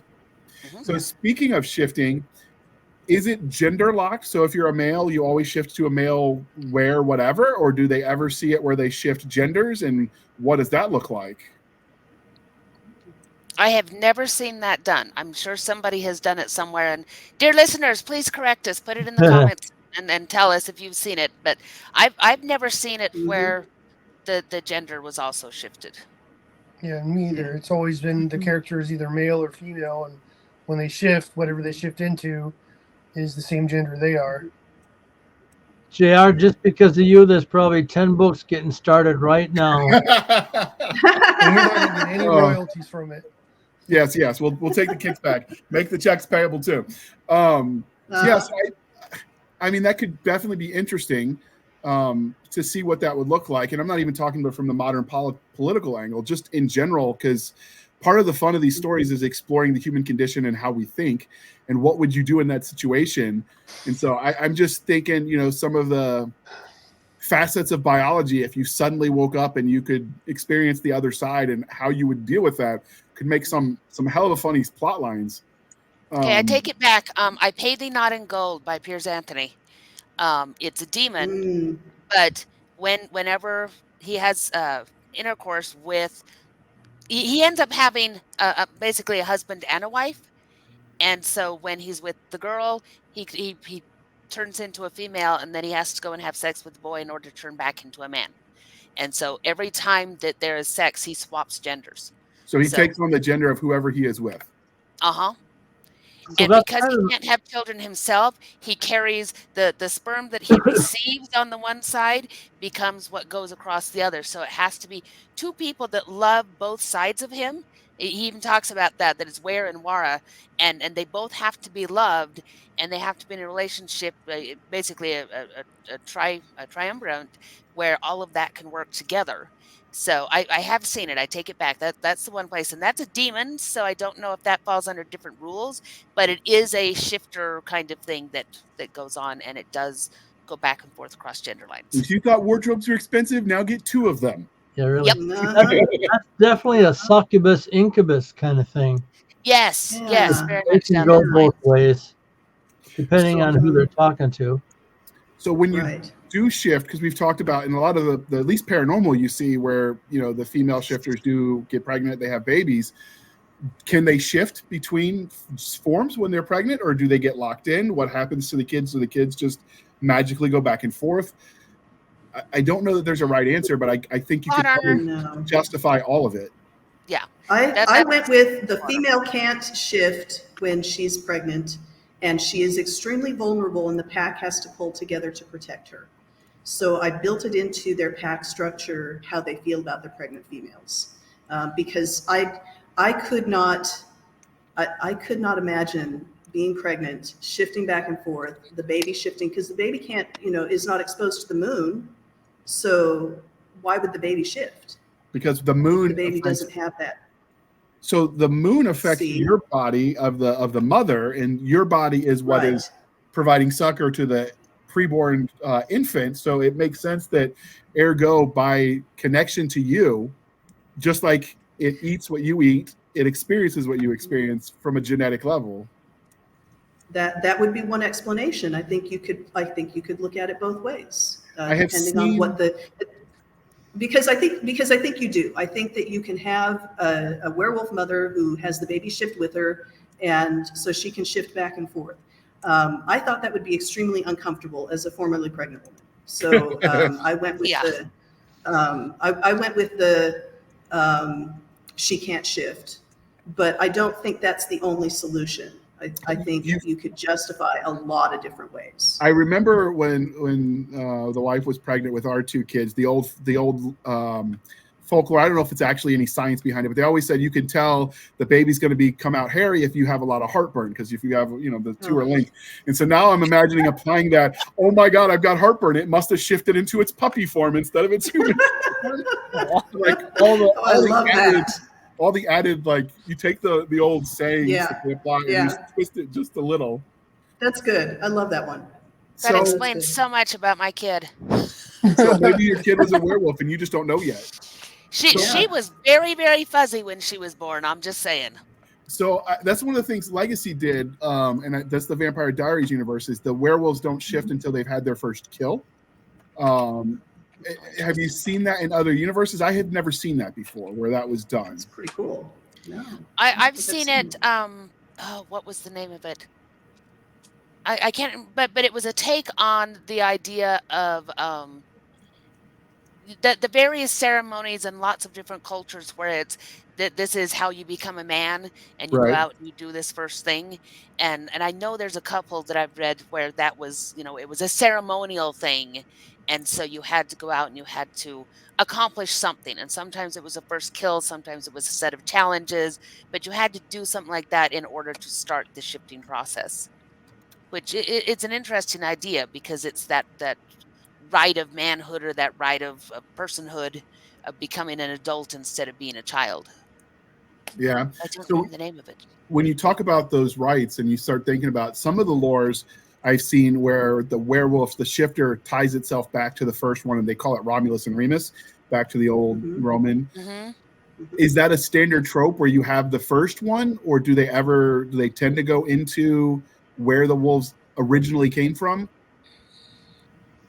Most of the stuff I've read or seen, that's usually a trope they use where there's a leader of the pack of sorts, and he leads the group of werewolves. Like in the wolf gift, you have the main character that becomes a wolf.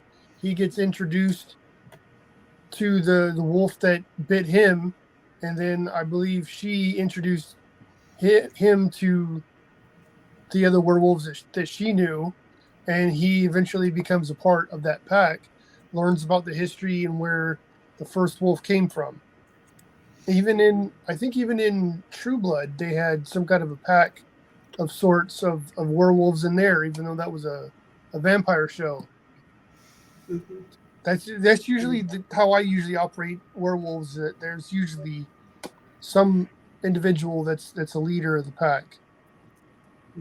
Well, when I talk about the first one, I'm talking like the very first human that becomes a wolf, or whatever the shifter is that, do you like it when they have lore attached to that, or do you like it when it's vague and no one really knows? It makes sense to me that way.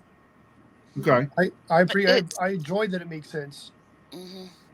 But it's like anything else. Does the lore matter to the story that I'm telling?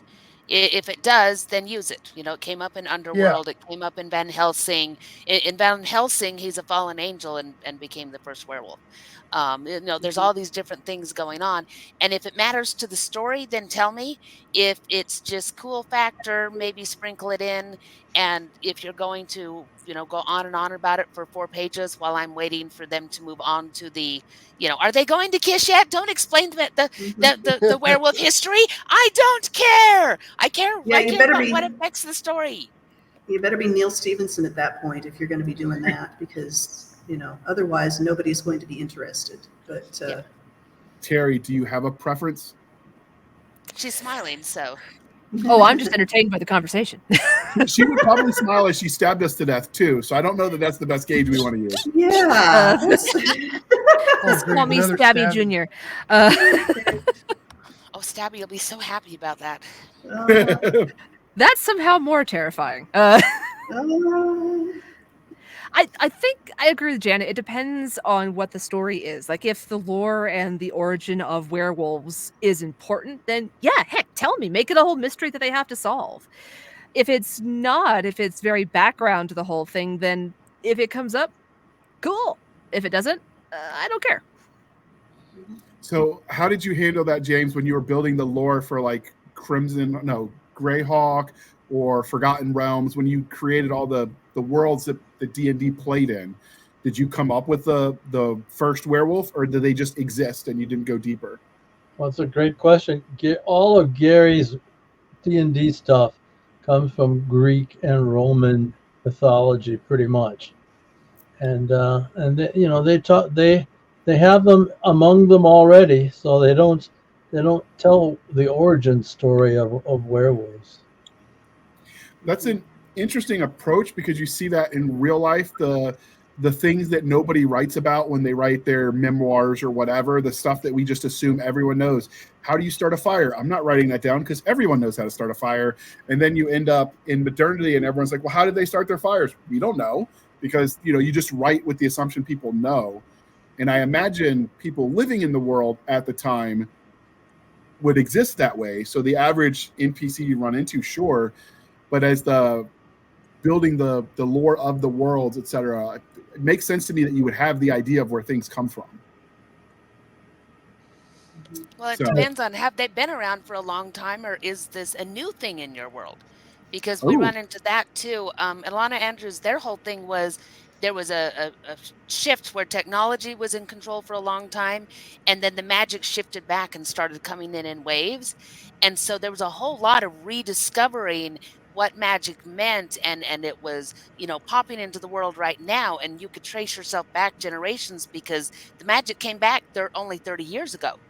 So you weren't talking about, a history where you would go back and the first werewolf was thousands of years ago. It was very recent. So you could play with that too to say, where does the history of having this kind of magic even exist? Because urban fantasy plays with that all the time, where it's either the magic side by side and hiding, or a lot of them are starting to play with this idea of when the magic is in the open, or how does it make that transference.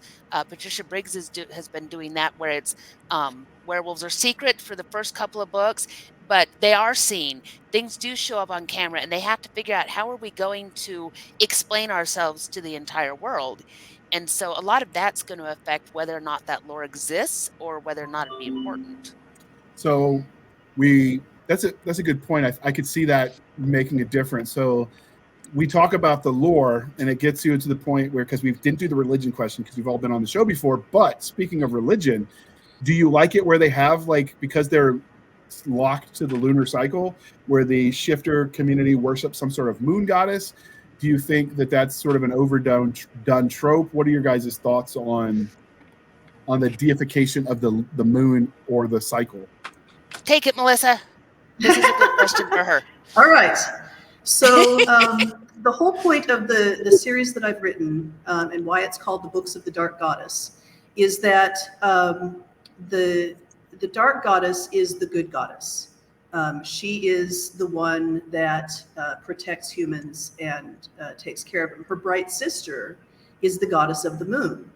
And the moon is therefore the patron of anyone who does dark deeds in the moonlight, because the moon protects you, gives you light when you are trying to do something at night.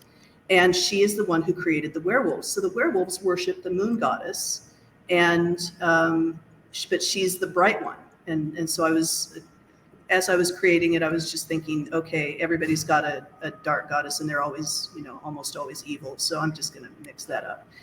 But they were created by the bright moon, by the bright one, and she abused them. She forced them into battle. She forced them to do things that they didn't want to do. And so most of them don't want anything to do with her, and their relationship with their goddess is extremely complicated.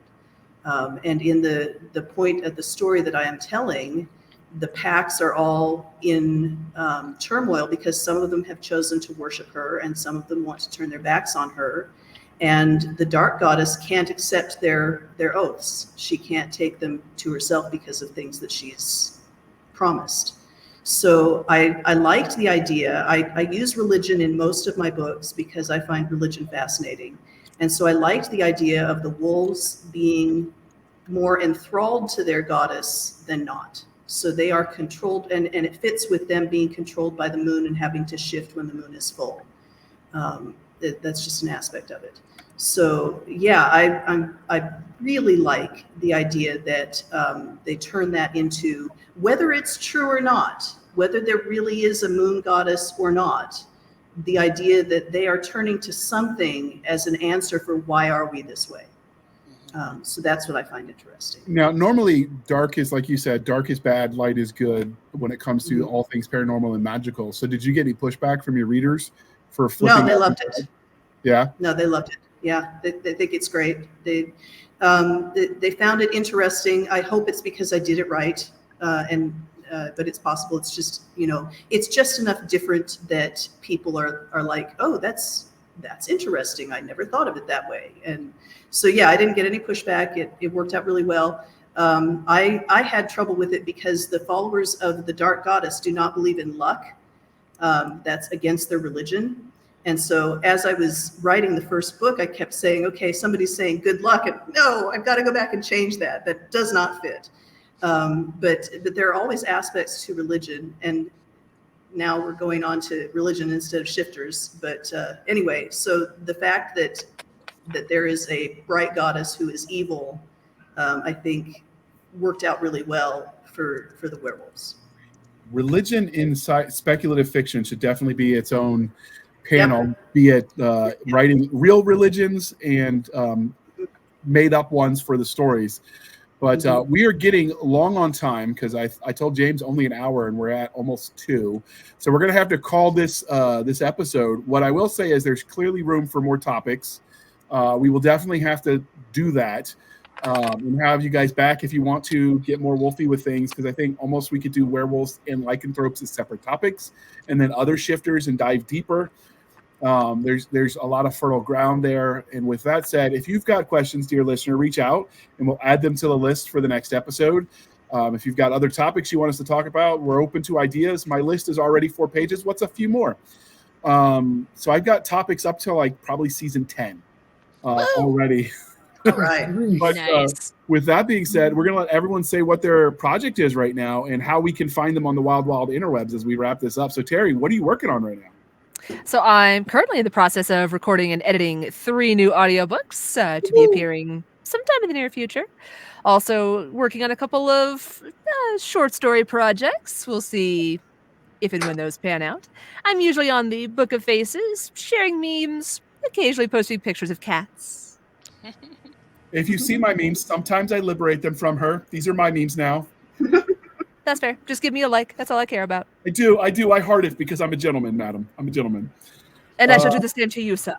And then I share them on, because I don't always remember where I steal them. I share them on our Twitter account because you do. And it's even top notch is when you share them back to the person you stole them from and you forgot. That's when you know you've reached nirvana. All right, John. John. What are you working? I almost called you John the Evil Ginger, but I want people to know that you're John Apple so they can actually remember who you are to look you up. But what are you working on? Right now, I'm working on my book Exodus Z number 2. I'm up to page 5, 6. I'm going to be working on page 7 tomorrow. So book 1 is available, but 2 is in the process of being made right now. Sounds fun. Is that going to be available only through like a Kickstarter, or are you going to go up on like Comixology and stuff? Well, we have Global Comics. It's on there for people that like the digital books. We have a website now, comicsunknown.com, and I believe we're going to Kickstart it because the first one we did Kickstarter and Indiegogo as well. Okay. And then because we're going round, how can they find you online? Seclusion Studios on just about all the main social media sites. Okay. Jana, the many personalities of you, where can we find you and what are you working on right now that you can tell us about? Yes, you can find me over on Opal Kingdom Press or on Facebook under either Jenna Ray or under Jana S. Brown, or under Jadalyn Asher for that matter, because there's paranormal romance over there. And right now I am finishing a trilogy, and then I have a whole list of projects, and so I have to put them all up on the wall and then start throwing darts at them and convince my husband that the holes in the wall are not my fault. I mean, that makes total sense to me. It's the dart's fault, right? Yes, it's the dart. If the dart had not hit the wall, it's not my fault. It sounds like something you should just say yes, dear, to and just move on. There we go. Exactly. All right, James. So what are you working on right now, and then where can listeners find you? JR and I are working on 2 different novel trilogies, and against my will, JR is having me write a dragon short story in combination with him, and keeps me very busy. And you can always message me on Facebook under James M. Ward. And I am wearing him down, dear listener, dear viewer. So eventually we will get him to make a website. But the problem is he's been writing in the traditional published gaming world for so long that his IPs that he's worked in are all over the place. And you'd be like the serial killer meme where all the string that connects all the things. That's what his list of like his bibliography would look like. So trying to hyperlink to all that just gets messy. Oh, but it'd be There cool. we go. We just need to find a whole full-time coder who can make it all work because I mean it gets weird. Yeah, thank you, JR. I mean, we just got to win the lottery, right? All right. That'd be nice.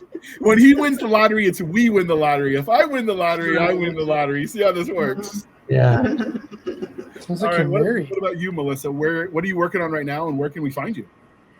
I am currently working on the 7th book in the War Master series, the first of which is published now, and the second is coming out end of March.